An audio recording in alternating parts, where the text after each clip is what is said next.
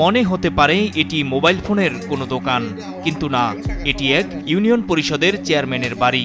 কিন্তু বিপুল সংখ্যক এই মোবাইল দিয়ে কি করতেন তিনি? নোয়াখালীর দ্বীপ উপজেলা হাতিয়ার নলচিরা ইউনিয়ন পরিষদের চেয়ারম্যান মনসুর উল্লাহ শিবলির বাসায় তল্লাশি চালায় নৌবাহিনীর একটি দল। এ সময় বেরিয়ে আসে থলের বিড়াল।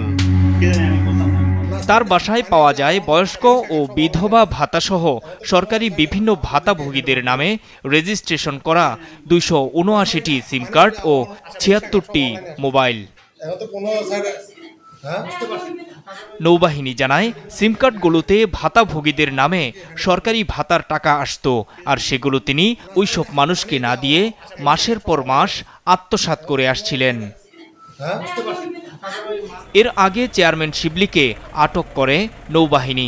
তিনি সাবেক এমপি ও উপজেলা আওয়ামী লীগের সাবেক সভাপতি বীর মুক্তিযোদ্ধা ওয়ালিউল্লাহর ছেলে। ২০২২ সাল থেকে তিনি চেয়ারম্যান। হাতিয়া থানার ওসি জিশান আহমেদ জানিয়েছেন, তার বিরুদ্ধে এখন মামলা হবে। মাছরাঙা নিউজ ডেস্ক।